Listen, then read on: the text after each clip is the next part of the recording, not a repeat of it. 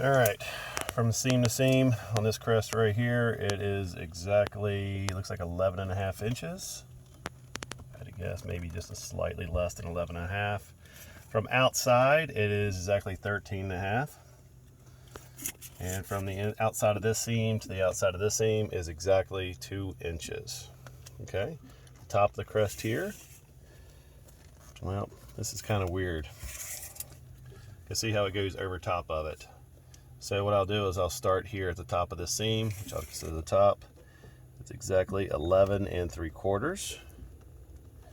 If I had to guess where the top was here, I would say it is 14.5. And the seam is exactly 1.5 inches down from the top. Okay. Hopefully you'll be able to get that. And from seam to seam, it is again 9 3/4. Okay.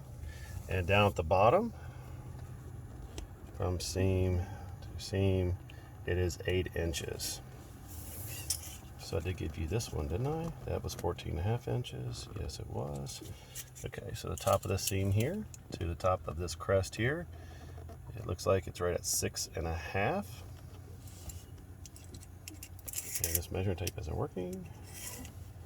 And if I do a 90-degree angle, it looks like it's right at 3.5 inches. And it looks like this crest is 1 3/4 over. And it looks like it's about the same size. It looks like it is almost 1.5 inches by 1.5 inches.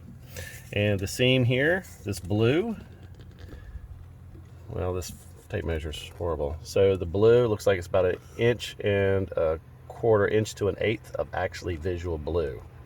And the distance between seam to seam is exactly 2 inches. Down here is exactly 2 inches. And from seam to seam here, it's almost just slightly over 2 inches. Looks like it's 4 1/4.